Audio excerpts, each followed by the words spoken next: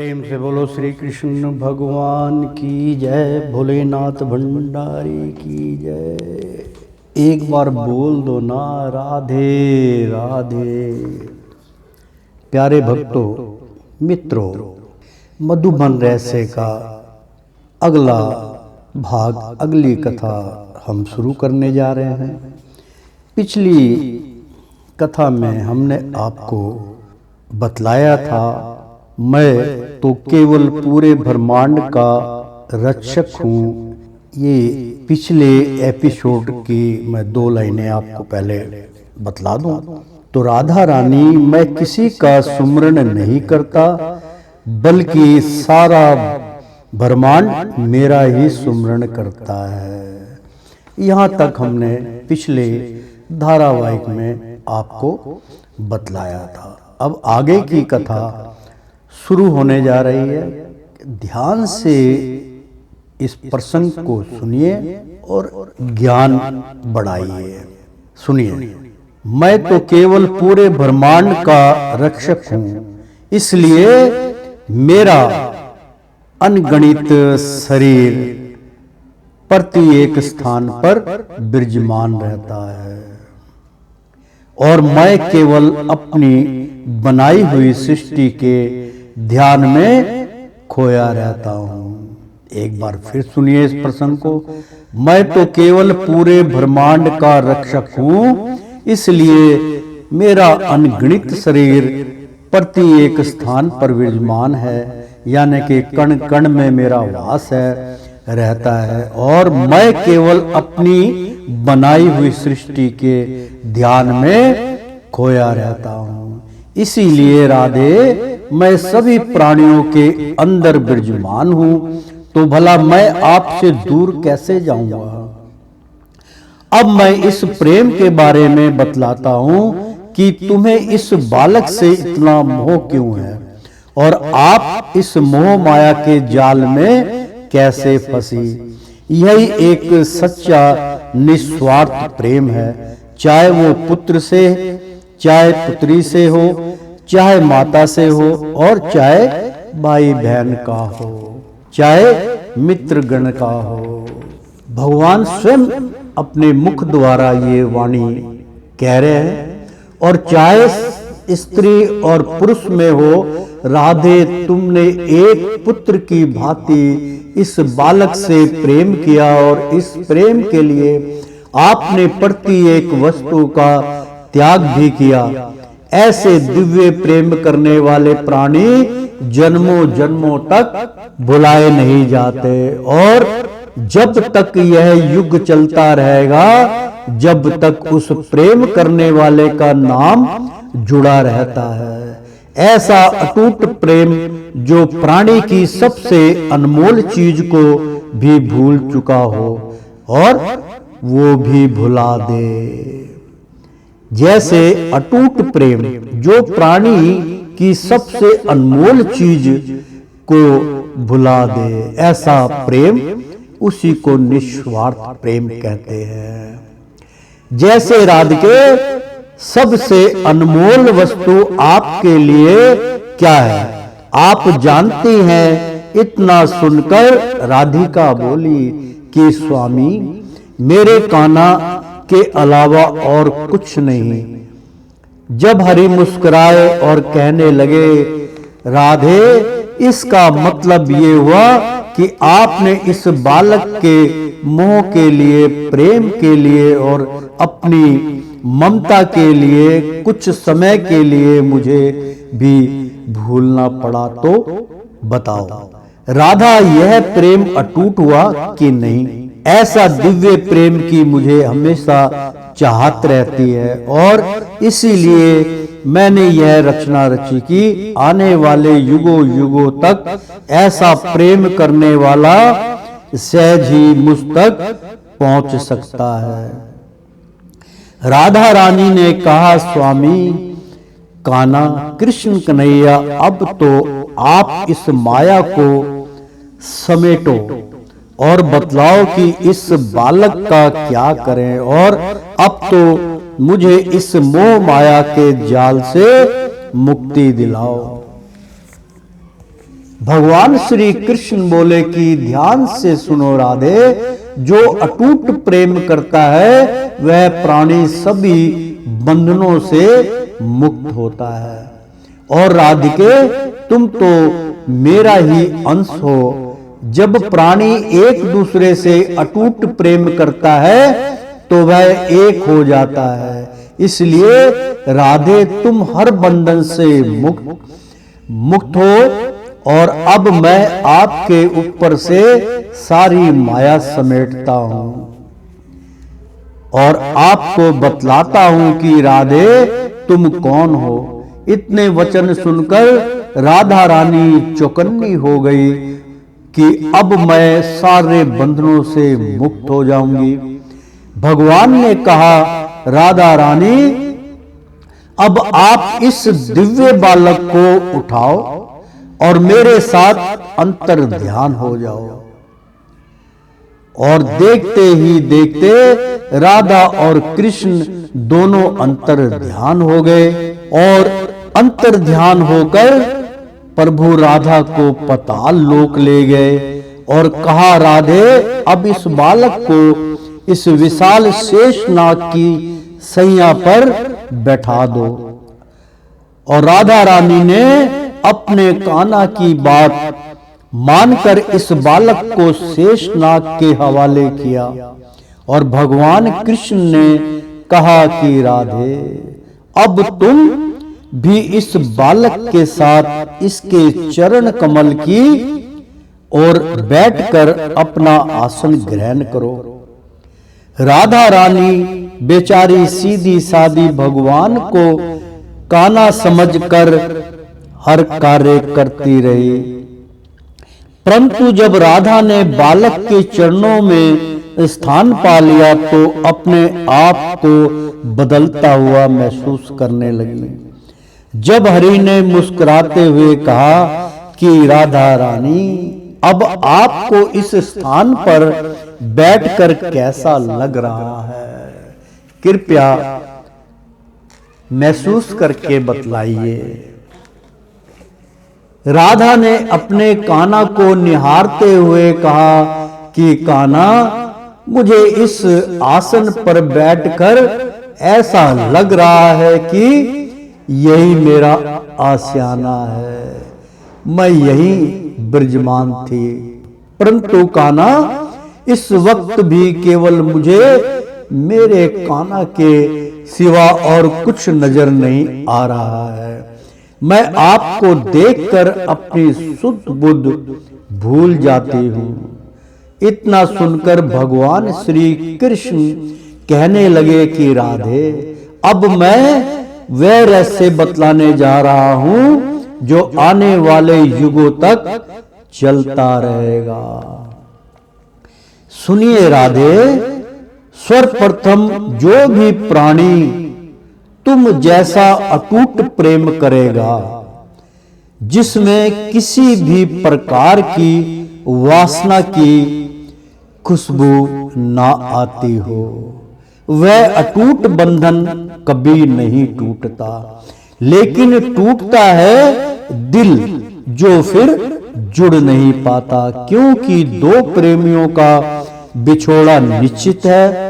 वह इसलिए कि वह अटूट बंधन हर बंधन से मुक्त होता है। ऐसे अटूट प्रेम करने वाले प्राणियों का केवल नाम युगों युगों तक जीवित रहता है और जीने की राह दिखलाता रहता है। कितने प्रेम से भगवान श्री कृष्ण ने इस प्रसंग को कितने सहज ही बतलाया कि अब जो मैं रहस्य बतलाने जा रहा हूं, आने यानी कि आने वाले युग कौन, कलयुग तक चलता रहेगा। सुनिए राधे, सर्वप्रथम जो भी प्राणी तुम जैसा अटूट प्रेम करेगा, जिसमें किसी भी प्रकार की वासना की खुशबू ना आती हो, वह अटूट बंधन कभी नहीं टूटता। लेकिन टूटता है दिल जो फिर जुड़ नहीं पाता, क्योंकि दो प्रेमियों का बिछोड़ा निश्चित है, वह इसलिए कि वह अटूट बंधन हर बंधन से मुक्त होता है। ऐसे अटूट प्रेम करने वाले प्राणियों का केवल नाम युगों युगों तक जीवित रहता है और जीने की राह दिखलाता रहता है। कारण यह होता है कि दो अटूट प्रेम करने वाले प्रेमी प्रभु को भी भुला देते हैं और हमेशा हमेशा के लिए एक दूसरे के लिए प्राण अंत करके अपने शरीर को त्याग कर हरि की शरणागत हो जाते हैं। क्योंकि अटूट प्रेमियों का विवाह नहीं होता और यदि विवाह हो जाए तो प्रेम प्रेम नहीं रहता। इतना अनमोल ज्ञान भगवान श्री कृष्ण अपने मुख द्वारा बतला रहे हैं। मैं बार बार रिपीट इसलिए करता हूं कि आप चूक ना जाएं। तो कारण यह होता है कि दो अटूट प्रेम करने वाले प्रेमी प्रभु को भी भुला देते हैं और हमेशा हमेशा के लिए एक दूसरे के लिए प्राण अंत करके अपने शरीर को त्याग कर हरि की शरणागत हो जाते हैं। क्योंकि अटूट प्रेमियों का विवाह नहीं होता और यदि विवाह हो जाए तो प्रेम प्यार में बदल जाता है, प्रेम प्रेम नहीं रहता बल्कि वासना में बदल जाता है। फिर उनका सारा जीवन एक साधारण प्राणियों की तरह बीतने लगता है और उनकी तृष्णा कभी समाप्त नहीं होती बल्कि वासना में बदल जाता है। फिर उनका सारा जीवन एक साधारण प्राणियों की तरह बीतने लगता है और उनकी तृष्णा कभी समाप्त नहीं होती। इसलिए राधा रानी तुम्हारा और हमारा विवाह नहीं हो सकता। ओए हाय, प्रेम से बोलो श्री कृष्ण भगवान की जय। एक बार बोल दो ना राधे राधे। भगवान श्री कृष्ण इतना अनमोल ज्ञान सहज ही बतला रहे हैं, क्योंकि ये प्रश्न चिन्ह आज भी लगा हुआ है कि भगवान श्री कृष्ण राधिका से प्रेम करते थे तो रुक्मिणी से विवाह क्यों किया। कितना बड़ा सवाल का जवाब आज भगवान श्री कृष्ण अपने मुख द्वारा दे रहे हैं। तो उन्होंने कहा इसलिए राधा रानी यानी कि बल्कि वासना में बदल जाता है। फिर उनका सारा जीवन एक साधारण प्राणियों की तरह बीतने लगता है और उनकी तृष्णा कभी समाप्त नहीं होती। इसलिए राधा रानी तुम्हारा और हमारा विवाह नहीं हो सकता, क्योंकि हम और आप एक ही हैं। यदि यह देखना चाहती हो तो देखो कि तुम्हारा और हमारा विवाह हो चुका है।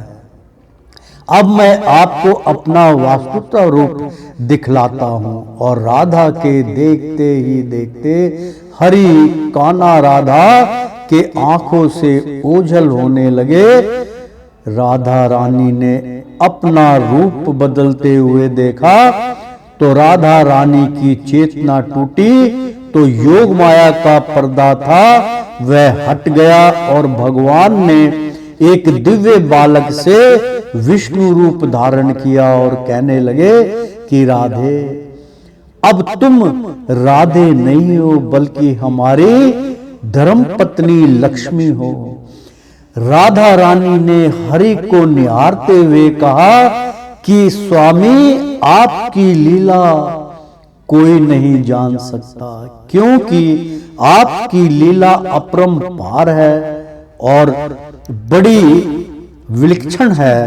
लीजिए, क्योंकि बड़ी जो विचित्र तरह तरह की जो लीला आप करते विलक्षण लीलाएं हैं। आपने तो मधुबन में रहकर आने वाली सृष्टि को ही बदल डाला। परंतु स्वामी नाथ मेरे, आप राधा रानी से अटूट प्रेम करते हो तो विवाह करने में कैसी विडंबना है, जरा सोच समझकर उत्तर दीजिए। यानी कि भगवान श्री कृष्ण से फिर प्रश्न किया उन्होंने कि सोच समझकर उत्तर दीजिएगा विवाह। यानी कि भगवान विष्णु नारायण ने कहा कि सुनो राधा लक्ष्मी, विवाह तो हमारा होगा, परंतु तुमसे नहीं बल्कि रुक्मणी से मुझे विवाह करना होगा, क्योंकि वह आने वाले युगों की एक महत्वपूर्ण कड़ी है। इतने में माता राधा लक्ष्मी थोड़ी सी धर्म संकट में पड़ गई और कहने लगी, तो स्वामी राधा का क्या होगा? भगवान कहने लगे कि बड़ी सरल सी बात है राधे, ये तो कर्म फल है, जैसा राधा ने कर्म किया फल वैसा ही प्राप्त होगा। राधा ने मेरे बालकपन रूप की सेवा एक माँ से भी ज्यादा की, यानी कि माँ से ज्यादा बढ़कर की। जंगलों में अकेली भटकी, मेरा संग छोड़ा, एकाग्र हुआ मन भगवान शिव का आह्वान किया, माता पार्वती का आह्वान किया, महर्षि नारद का आह्वान किया। इतने बड़े बड़े कष्ट भोगने के पश्चात मेरा संग नहीं छोड़ा, मेरे बालपन के रूप को सेवा के आंचल में संजो लिया था। इसलिए देवी राधिके, आपका और हमारा रिश्ता तो माँ और पुत्र का हुआ ना, इसलिए हमारा और तुम्हारा विवाह तो असंभव है। इतना सुनकर माँ लक्ष्मी राधा ने कहा कि जो मैंने आपसे अटूट प्रेम किया उसका आपने मुझे क्या फल दिया, और इसमें विवाह करने में कौन सा बंधन रोक रहा है? यह रहस्य तो केवल मैं और आप ही जानते हैं। भगवान श्री कृष्ण नारायण हरि ने कहा कि देवी राधिके, यदि यही ही सत्य है तो सुनो, क्या कभी भी आपके मन में कोई भी विचार ऐसा उत्पन्न हुआ कि मैं कान्हा से प्रेम करती हूँ और विवाह करना चाहती हूँ? यदि आपके मन में ऐसा विचार उत्पन्न हुआ हो तो फिर वह केवल आपका स्वार्थ था, प्रेम नहीं। जब इतनी बात कान्हा के मुख से सुनी तो मां लक्ष्मी राधा रानी के नैन भर आए और राधा कहने लगी कि स्वामी आपकी चरणों की सौगंध, मेरे मन में, तन में, हृदय में ऐसा विचार कभी उत्पन्न नहीं हुआ। भगवान श्री कृष्ण ने अपने दोनों हाथों से राधा के नीर पोंछते हुए कहा कि राधे, मैं जानता हूं जो तुम कह रही हो वही सत्य है, इसलिए प्रेम की जीत हुई और राधे तुम प्रेम लगन में उत्तीर्ण हुई। और राधे, विवाह तो एक सामाजिक बंधन है जो पानी के बुलबुलों की तरह है, पल में फूट जाता है और जरा सा पत्थर मार दो तो अनेकों बुलबुले फिर बन जाते हैं। इसलिए तो कहा है कि अटूट प्रेम केवल प्रेम नाम शब्द है तो सभी बंधनों से मुक्त है। राधा रानी, अब मैं आपको फल के बारे में बतलाता हूं, आपको प्रेम के बदले में कैसा फल प्राप्त हुआ। हरे कृष्ण। हमारा विवाह तो रुक्मिणी के ही साथ होगा, परंतु आने वाले युगों युगों तक हमारा नाम के साथ आपका नाम जुड़ गया है। अब यह द्वापर युग से लेकर कलयुग तक सर्वप्रथम आपका नाम आएगा, उसके बाद हमारा नाम आएगा। और मंदिरों में हमारी प्रतिमा के साथ रुक्मणी की नहीं बल्कि आपकी प्रतिमा लगाई जाएगी। तो राधा रानी आप पूजन्य हुई कि नहीं? भगवान श्री कृष्ण ने इतनी अनमोल वाणियां उत्पन्न की कि सुनकर तार तार हृदय हृदय उनका कोटि कोटि धन्यवाद करता है। और सर्वप्रथम राधा और उसके बाद कृष्ण, राधा कृष्ण, राधे कृष्ण, राधे कृष्ण, राधे कृष्ण। इतना जब राधा रानी ने सुना तो राधा ने हरि के चरण अपने नीर गंगा से पसारे और कहने लगी, आप धन्य हैं प्रभु, आप धन्य हैं। विचित्र तर्क तो मैं कभी सोच भी नहीं सकती थी। और उसके बाद राधा और कृष्ण मधुबन लौट आए और अपने अधूरे कार्य को पूर्ण करने में जुट गए। इसी अनमोल शब्दों के साथ मधुबन रहस्य की मधुर वाणी समाप्त हुई। प्रेम से बोलो नारायण नारायण नारायण। मित्रों, ये प्रसंग अब हम यानी कि मधुबन रहस्य का अमृत इस कलयुग में भगवान श्री कृष्ण और राधा ने बांटा और आपको इतना आनंदित किया कि ऐसा आनंद आपको इससे पहले नहीं आया होगा। इसमें भगवान श्री कृष्ण ने प्रेम के बारे में बतलाया कि यदि प्राणी का प्रेम अटूट हो, चाहे वो किसी के प्रति हो, जहां पे छल कपट और स्वार्थ ना हो, ऐसे प्रेम में भगवान प्रसन्न हो जाते हैं। एक अभी समय है, एक छोटी सी मैं कथा आपको सुनाने जा रहा हूं जो स्वयं मेरा अपना अनुभव है। मैं ये नहीं बतलाऊंगा कि मैंने किससे कितना प्रेम किया, लेकिन जो मैं कहूंगा वो सत्य है, क्योंकि गुरु सत्यवाणी बोलते हैं। असत्य वाणी का मेरे को पता नहीं है, झूठ मैं बोलता नहीं हूं, क्योंकि मेरे को किसी से कोई स्वार्थ नहीं है।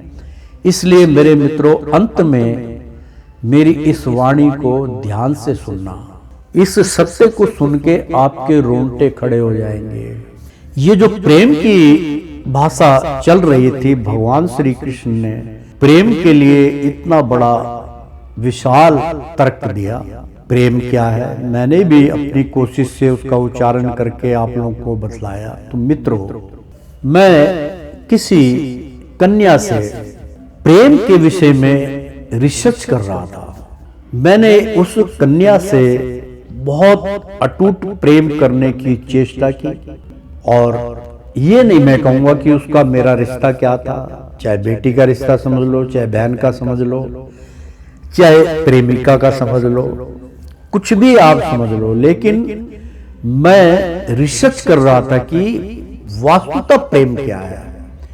क्योंकि जो हमारे ऐतिहासिक किस्से हैं, जो भगवान स्वयं कह रहे हैं कि केवल उनका नाम रह जाता है, उन प्रेमियों का नाम इस संसार में युगों युगों तक अमर हो जाता है। जैसे कि उनमें से एक नाम था लैला मजनू, मिर्जा साहिबा, शशि पुन्नो, ही रांझा, ऐसे मतलब कई उदाहरण हैं। रोमियो जूलियट, ये ऐसे उदाहरण थे कि इन्होंने विवाह नहीं किया।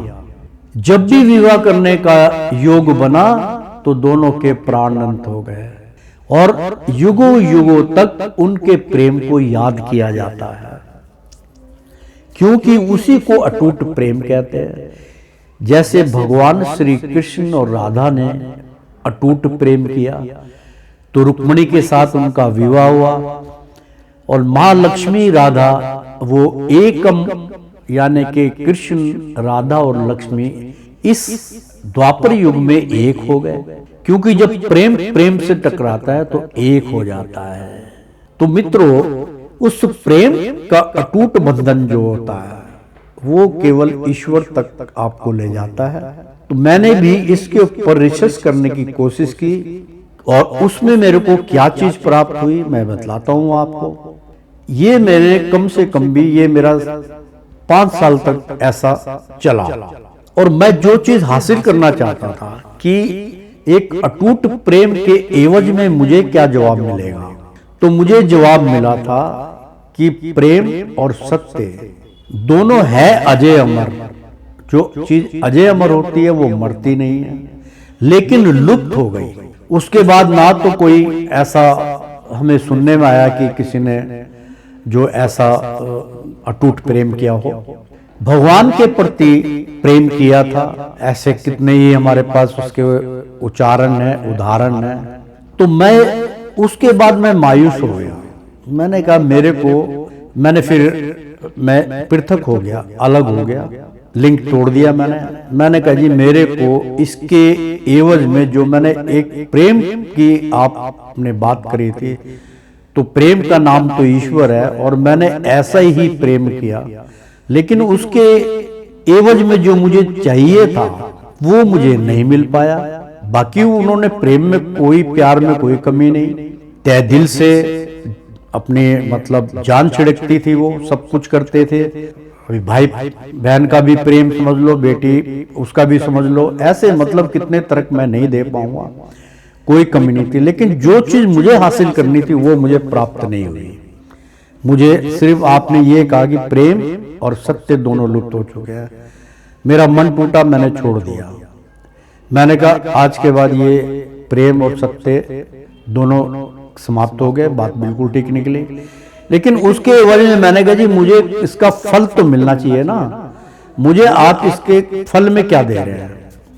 तो जी मैं कम से कम 3-4 दिन तक मैं बहुत परेशान रहा कि मैंने इतने सालों साल इसके ऊपर रिसर्च करी, 30-35 साल से मैं लगा रहा हूं इसके ऊपर रिसर्च करने के लिए, लेकिन मैंने मित्र बनाए, मैंने दोस्त बनाए, गहरा प्रेम किया उनसे, प्यार किया सबको, लेकिन अंत में उसका यही सिला मिला कि धोखा।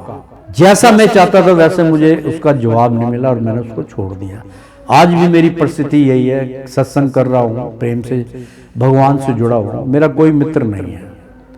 ठीक है, चेले हैं मेरे 10, 20, 50, बाकी मैं किसी को मनाता भी नहीं हूँ, क्योंकि कोई फायदा नहीं है। उसने आपका मन, आपकी आत्मा, आपका दिल तोड़ना है, वो झूठ का साथ देगा, छल कपट उसके अंदर रहेगा, जलिस उसके अंदर रहेगी, वो अपने स्वभाव को बदल नहीं सकता। ये मैंने निचोड़ निकाल लिया है, इसलिए मैं अब किसी से ज्यादा लगाव नहीं रखता। तो मित्रों, मेरे को जब मैं आंसू में डुबो गया और आंसू में मैं रोने लगा कि मुझे इसका फल नहीं मिला, प्रभु आपने तो स्पष्ट रूप से गीता में अपने कहा कि कर्म किए जा, फल की इच्छा मत कर, ऐ इंसान जैसे कर्म तू करेगा वैसे फल देगा भगवान। वो फल कैसा देगा, कैसे फल दिए? मैंने कहा मुझे तो कोई फल प्राप्त नहीं हुआ, मुझे प्रेम के बदले में प्रेम चाहिए था, वो मुझे नहीं मिला। जो प्रेम मैं चाहता हूं वो प्यार था, इसलिए मैंने उसको कैंसिल कर दिया। मुझे प्रेम के बदले में प्रेम चाहिए। तो तीसरे के चौथे दिन बहुत बड़ा रहस्य मैं बतला रहा हूं, हालांकि ये मेरी अपनी पर्सनल लाइफ का रहस्य है, फिर भी मैं इस बांट रहा हूं कि सत्य क्या है।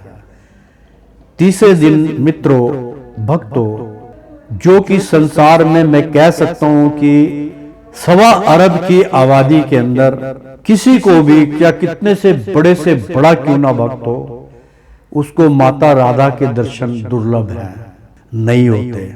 मेरे को प्रत्यक्ष समझ लीजिए, सुबह क्योंकि मेरा उठने का जो समय है वो 3 बजे है, 3 से मैं 5 बजे तक मेरा जो भी चलता है, फिर मैं सो जाता हूँ 2-3 घंटे। लेकिन मेरा समय जो है 3 बजे अपने आप ही आँख जाग मेरी खुल जाती है, 4 बजे खुल जाए, 3:30 खुल जाए, बहुत थोड़ा बहुत भजन कीर्तन चलता है। तो कहने का मतलब कि सवेरे सवेरे मैं अपना गया, मुंह हाथ धोया, बाथरूम किया, चिटे उटे मारी, मैं बैठ गया। जब बैठ के मैं ध्यान योग में जाने लगा तो माँ राधा आ गई और माँ राधा ने मेरे साथ वो प्रेम की लीला रची। तो मैंने कहा ये प्रेम की लीला कैसे रची जा रही है? जब वो प्रेम की लीला रची गई तो हर रचना पे मेरे मुख से यही निकल रहा था कि माँ राधा, माँ राधा, माँ राधा, माँ राधा। और कम से कम वो आधे घंटे, पौने घंटे तक मेरे साथ रहे हैं और जो चीज मुझे प्राप्त होनी थी वो उन्होंने उस प्रेम के द्वारा मुझे, और इतना लाड प्यार मुझे किया कि मैं संसार में उनके अलावा और किसी को मानता भी नहीं हूं। अंत में जब वो मेरा दिल भी भर आया तो मुझे बड़े प्रेम से वो माँ राधा कहने लगी कि अब मैं जाऊं। ये अल्फाज थे उनके कि अब मैं जाऊं। मैंने कहा हाँ माँ अब आप जाओ, और वो लुप्त हो गए। तो मैंने कहा माँ ये कौन सा इम्तिहान था? उसके बाद मैंने क्या देखा ध्यान योग में, क्योंकि मैं ये कथाएं लिखता हूं तो मुझे प्रत्यक्ष सब कुछ नजर आता है, तभी मैं ये कथा लिख पाता हूं। तो मैंने देखा जी, मुझे को भगवान हरि को मैंने याद किया कि ये मेरे गुरुदेव श्री कृष्ण, अब मुझे इसका रहस्य तो बतलाओ। माँ ने तो मुझे जवाब दे दिया, प्रेम का जवाब प्रेम से दिया। वो नहीं दे पाई तो माता राधा को स्वयं आना पड़ा। कहने लगी देखो हम दोनों में क्या वार्तालाप हुई। तो मैंने देखा कि भगवान श्री कृष्ण जो थे उससे माँ राधा कहने लगी कि भाई तुम्हारा वो जो भक्त है वो तो तुम्हारा द्वापर युग से चला आ रहा है और एक ही बंदा तुमने पकड़ रखा है, वही तुम्हारा भक्त है, और ऐसा उसके अंदर कभी भी स्वार्थी भाव उत्पन्न नहीं होते।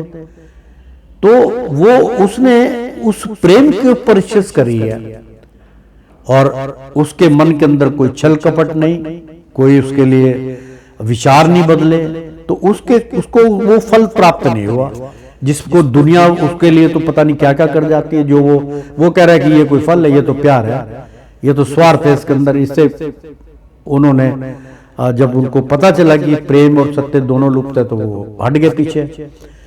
तो उनके फल स्वरूप कहते कि वो बहुत अपने आप को आपका भक्त समझता है ना, तो मैं उसका इम्तिहान लूंगी कि वो कितना बड़ा है, उसके मन के अंदर खोट क्यों नहीं आया, उसके मन के अंदर आपकी माया प्रवेश क्यों नहीं करी, उसका मन क्यों नहीं मतलब डामाडोल हुआ। उसके साथ तो सब सखियों की तरह खेलते हैं, जैसे आपके साथ खेली ऐसे उनके साथ खेलती हैं, उनको कोई असर नहीं होता। तो मैंने कहा यार ये क्या चल रहा है। मैंने कहा हरि महाराज फिर तो माता रानी ने जब ये कहा कि मैं जा रही हूं और मैं परीक्षा लूंगी, तो भगवान श्री कृष्ण कहने लगे कि ठीक है, मैं वादा करता हूं कि मैं उनको चेतन जागृत नहीं करूंगा, मैं उनको कुछ नहीं समझाऊंगा कि तुम्हारी इम्तिहान की घड़ी आई है, अब जाओ आप खुद इम्तिहान लो। अब माता रानी आ गई। अब कम से कम 50 बार मेरे मुख से यही निकला, मेरा हाथ पकड़ के जा रहे थे, मैं उनके चरण स्पर्श कर रहा था, लेकिन चरण और हाथ और खाली उनका फेस दिख रहा था, बाकी कम से कम भी मुझे लग रहा था कि 50 किलो की उन्होंने साड़ी डाली हुई थी, बादामी कलर की, और ऐसी मोटी मोटी आंखें, और उनका तो रूप ही अलग है। देखो जी, उसकी ना तो मैं कहीं आज तक मैंने उनकी प्रतिमा देखी, ना ही मैंने आजकल उनका मतलब जो है कोई जो है कैलेंडर देखा या किताबों में देखा, ऐसा रूप मैंने नहीं देखा, क्योंकि वास्तुता रूप था उनका, बहुत भव्य रूप है, उनकी गणना मैं नहीं कर सकता हूं। फिर भी मैं आप लोगों को प्रसाद दे रहा हूं। और फिर हर बारी मतलब उन्होंने बढ़ा जाने की कोशिश करी, मेरे से थोड़ा सा प्रेम याचना भी उन्होंने करनी चाहिए। तो मैंने कहा माँ हाँ राधा माँ, मेरे मुख से राधा माँ के अलावा कुछ नहीं निकला। अंत में उन्होंने मेरे को आशीर्वाद दिया और चली गई। तो भगवान श्री कृष्ण ने उनसे कहा कि अब बोलो, अब क्या जवाब है आपके पास। कहने लगे नहीं, वो एक सत्य प्रेमी आपसे प्रेम करता है, आपने तभी आपको उन्होंने गुरु धारण किया है। कह रहा हूं वो पास हो गए, परीक्षा में पास है वो, मेरा आशीर्वाद भी उनके साथ है, आपका तो है ही। तो प्रेम से बोलो श्री कृष्ण भगवान की जय। मित्रों, मैंने पहले भी कहा है कि ये अमृतवाणी जो है भगवान की कृपा से आज समाप्त हो रही है, और इसका क्योंकि हर चीज का एक अंत जरूरी है, और आपको संपूर्ण ज्ञान की प्राप्ति भगवान श्री कृष्ण और माँ राधा ने करी। इसलिए एक बार प्रेम से बोलो श्री कृष्ण भगवान की जय, राधा रानी की जय, भोलेनाथ भंडारी की जय, और माँ बोलो बोलो माँ गौरा पार्वती की जय, और महर्षि नारद मुनि की जय। और एक बार बोल दो ना राधे राधे।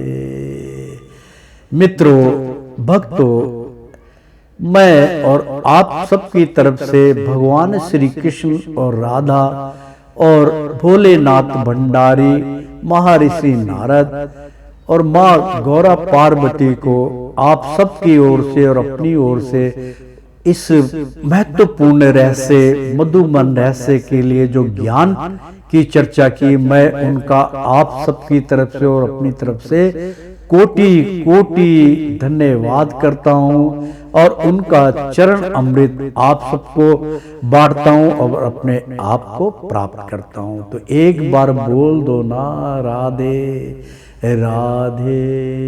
ओ श्रीमन नारायण नारायण हरि हरि, तेरी लीला सबसे न्यारी न्यारी, बोलो हरि हरि।